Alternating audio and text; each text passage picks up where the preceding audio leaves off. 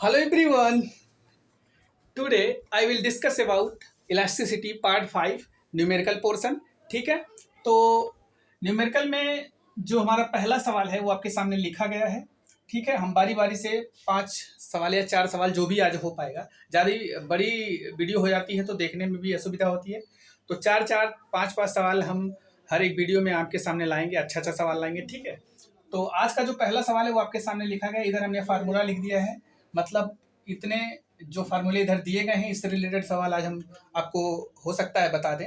ठीक है, ज़्यादा लंबी वीडियो नहीं बनाना चाहते ताकि आप भी 4-4 5-5 सवाल डेली लगाओ. ठीक है, इससे रिलेटेड सवाल लगाओ, 4-5 सवाल मत लगाओ और ज़्यादा लगाओ, हो सकता है आपसे. तो ठीक है, तो पहला सवाल हमारा जो है वो 10 वर्ग मिमी समान परिच्छेद के तार के निचले सिरे से 1.0 kg भार लटकाने पर तार में उत्पन्न प्रतिबल का मान एवं दिशा बताइए. तो इन्होंने कहा है कि कोई तार है जो एक दृढ़ आधार से जो है लटकाया गया है. ठीक है, और उस पे 1 kg द्रव्यमान का कोई पिंड लटका दिया गया है जिसका भार नीचे mg कार्य कर रहा है, और इस पे ऊपर प्रतिक्रिया बल, जो आंतरिक प्रतिक्रिया बल जो F लग रहा है उसी को हम प्रतिबल कहते हैं. इसकी दिशा आपको पता चल गई होगी, F की दिशा ऊपर की ओर होगी. ठीक है, अब हमको क्या निकालना, हमने पढ़ा है प्रतिबल बराबर होता है F बाई ए. यहाँ पे लिखा है हमने फार्मूला, तो यहाँ पे लिख सकते हैं प्रतिबल बराबर क्या होता है F अपान ए. ठीक है, F के स्थान पे हम mg लिख सकते हैं. क्यों? क्योंकि क्रिया के बराबर ही प्रतिक्रिया बल लगता है. यहाँ mg जो है नीचे की तरफ क्रिया बल है जिसका प्रतिक्रिया बल ऊपर F के स्थान पर mg लिख सकते हैं. अपान ए क्षेत्रफल देख ही रहे हैं, यहाँ पे ए क्षेत्रफल है और यहाँ पे क्षेत्रफल की जो वैल्यू दिया है वो 10 वर्ग मिमी में दिया है. डाटा आप जरूर चेक करें, मिमी है कि सेंटीमीटर स्क्वायर है, क्या है आपको देखना पड़ेगा. यहाँ वर्ग है तो हम इसको अगर हम चेंज करेंगे, मान लो यहाँ पे 10 ए की वैल्यू, यहाँ पे ए की वैल्यू 10 वर्ग मिमी दिया है. अगर हम इसको मीटर में चेंज करेंगे तो इसको हम लिख सकते हैं 10 गुणे 10 घाते -3. मिलीमीटर को जब मीटर में चेंज करते हैं तो -3 का गुणा होता है, और यहाँ वर्ग की बात करा है तो वर्ग कर देंगे. तो यहाँ पे लिख सकते हैं 10 का स्क्वायर करेंगे 100 आएगा, और इसका तो अंदर क्या हो जाता है 6, क्योंकि जब आधार समान होता है तो घाते जोड़ ली जाती है. तो जब यहाँ देखिए, जब इसका दोनों का आप गुणा करेंगे 10 गुणे 10 घाते -3 गुणे 10 घाते -3 करेंगे तो क्या होगा, ये घात जब आधार समान हो तो घाते जोड़ ली जाती हैं. 10 घाते -3 और 10 घाते -3 तो -6 हो जाता है. ठीक है, तो ये दो इसको लिख सकते हैं 10 घाते 2 और गुणे 10 घाते -6, इसको लिख सकते हैं 10 घाते -4. ए की वैल्यू यहाँ से क्या आ गई 10 घाते -4 मीटर स्क्वायर. तो क्या करेंगे, इसी ए की वैल्यू ले आके यहाँ रख देंगे.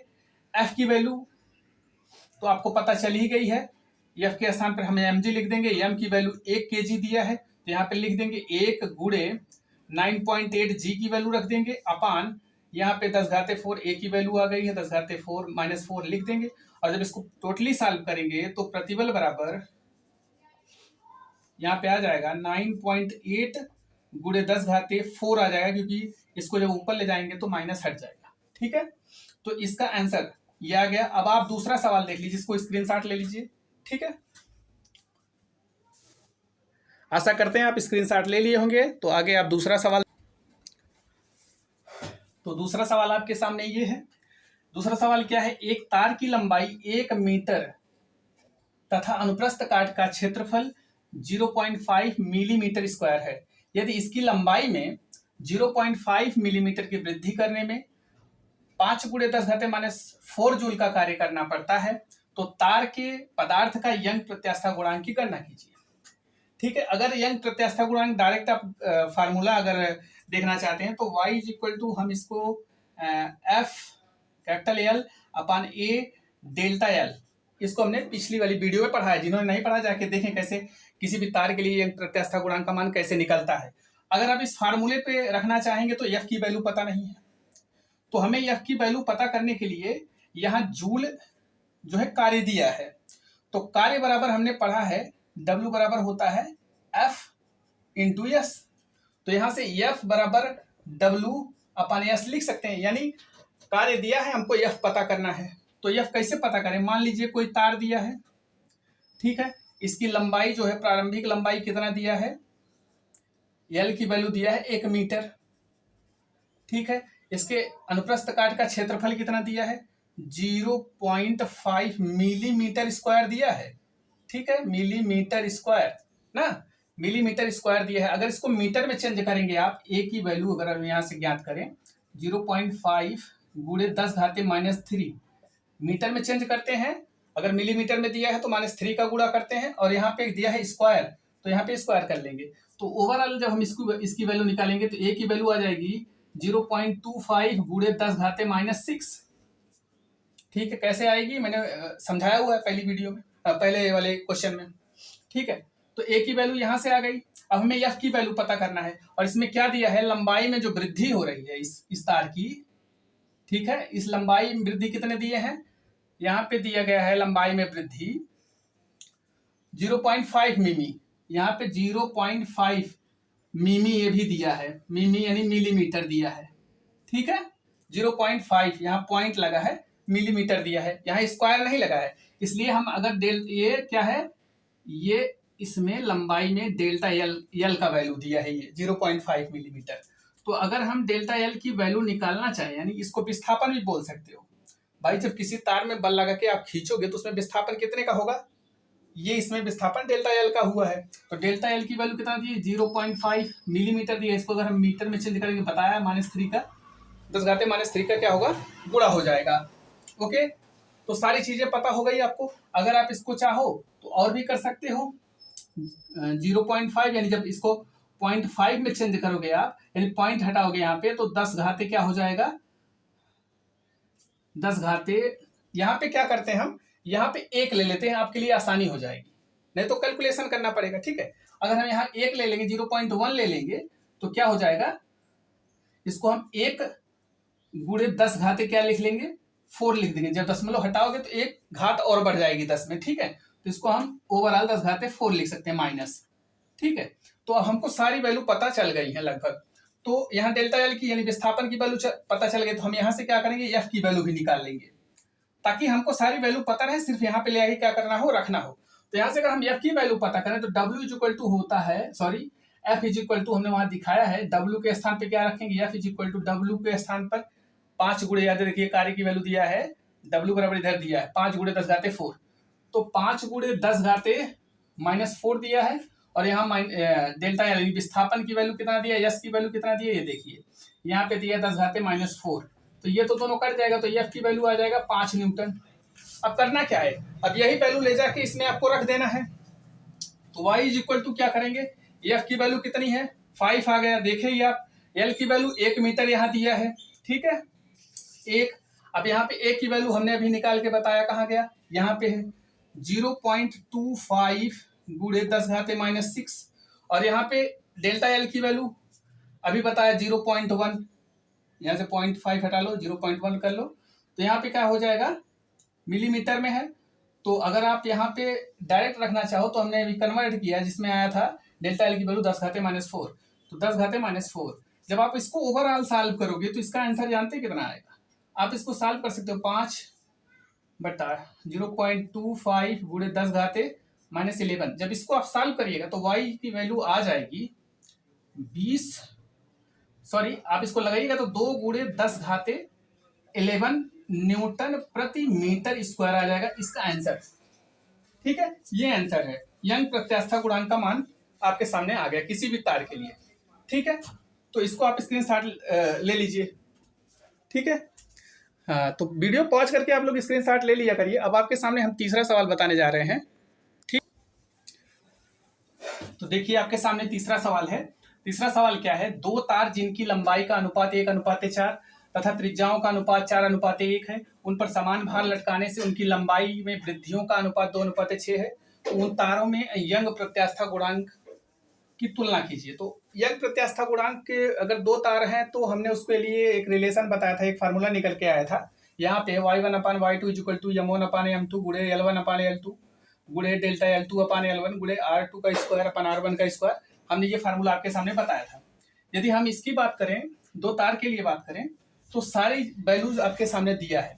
अगर हम इसकी बात करें तो R1 अनुपाते, सॉरी L1 अनुपाते L2 का वैल्यू दिया है यहाँ पे 1:4, और यहाँ पे त्रिज्या यानी R1 अनुपाते R2 की बात अगर मैं करूँ तो 4:1, ठीक है। और यहाँ पे अगर वृद्धियों की बात करें तो यहाँ पे दिया है डेल्टा L1 अनुपाते डेल्टा L2 की बात करूँ तो 2:6 दिया है, और पूछा है इसकी, और जहाँ पे द्रव्यमान इन्होंने क्या बताया है, समान भार लटकाने पर, यानी यहाँ यम की कोई मतलब नहीं है। यम1 बराबर यम2 बराबर यम कर देंगे तो यम कट जाएगा, तो इस फार्मूले का ये वाला पोर्शन यहाँ से हट जाएगा। तो यहाँ पे आप निकाल सकते हो y1/y2 is equal to L1/L2। अगर लंबाइयों का भी अनुपात समान कर देता तो ये भी हट जाता, केवल बचता ये दो पोर्शन, ठीक है। यहाँ पे द्रव्यमान समान किया इसलिए हमने इसको हटा दिया है, गुणे डेल्टा L2 डेल्टा L1 गुणे R2 का स्क्वायर R1 का स्क्वायर। तो क्या करते हैं, y1/y2 बराबर हम लिख सकते हैं यहाँ पे L1 1/4 गुणे, यहाँ पे अगर देखेंगे तो ये R1 R2 है, यानी R1 का मान 4 है, ठीक है। तो यहाँ पे क्या करेंगे, R1 के स्थान पे 4 रखेंगे, यहाँ L1 की डेल्टा L2 है, और L1 की बात करें तो L2 के स्थान पे क्या है 6 है, तो यहाँ पे 6 बाई क्या कर देंगे 2 कर देंगे गुणे, और यहाँ पे क्या करेंगे, यहाँ की अगर बात करें हम तो यहाँ पे आ जाएगा, यहाँ पे L1 का 4 है, R1 का 4 है और R2 का 1 है, तो 1 का स्क्वायर बट्टा 4 का स्क्वायर 16 हो जाएगा। तो y1 और y2 की बात अगर हम करें यहाँ पे तो ये आ जाएगा 6/128 आ जाएगा। इसको आप काटिएगा तो अप्रॉक्सीमेट y1 अनुपाते y2 की अगर हम बात करें तो यहाँ पे आ जाएगा 3 और 64, ठीक है। तो यहाँ पे 3:64 आ जाएगा, ये इसका आंसर है। y1 और y2 का अनुपात मैंने बताया, सब पे मैं सवाल लूंगा, भले ही 4 और 3 हो पाएगा लेकिन लूंगा मैं सब पे, ठीक है। तो ये इसका आंसर है, इस सवाल का आंसर है, ठीक है। इसकी स्क्रीनशॉट ले लीजिए, इसके बाद हम आपको अगला बताएंगे।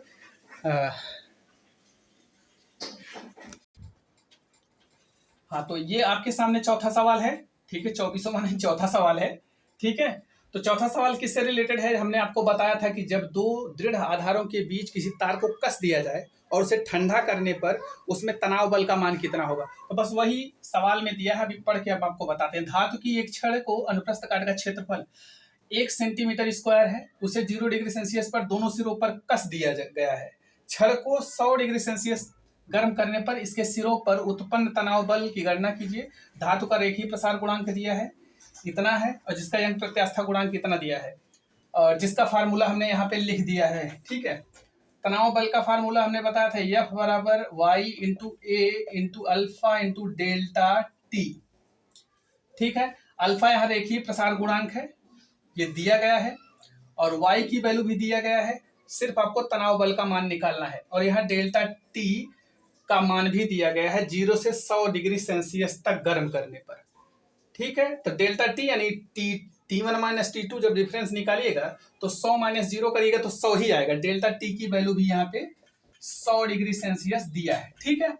तो करना क्या है, बस इसी फार्मूले पे आपको रख देना है। y की वैल्यू 2 गुणे 10 घाते 11, a की वैल्यू कितना दिया है यहाँ पे 1 सेंटीमीटर स्क्वायर, इसको आप बदल लीजिए 1 सेंटीमीटर, यानी a की वैल्यू 1 सेंटीमीटर स्क्वायर दिया है। इसको आप जब बदलिएगा तो 1 गुणे 10 घाते माइनस 2 का भी स्क्वायर कर दीजिएगा, तो ये आ जाएगा 1 गुणे 10 घाते माइनस 4।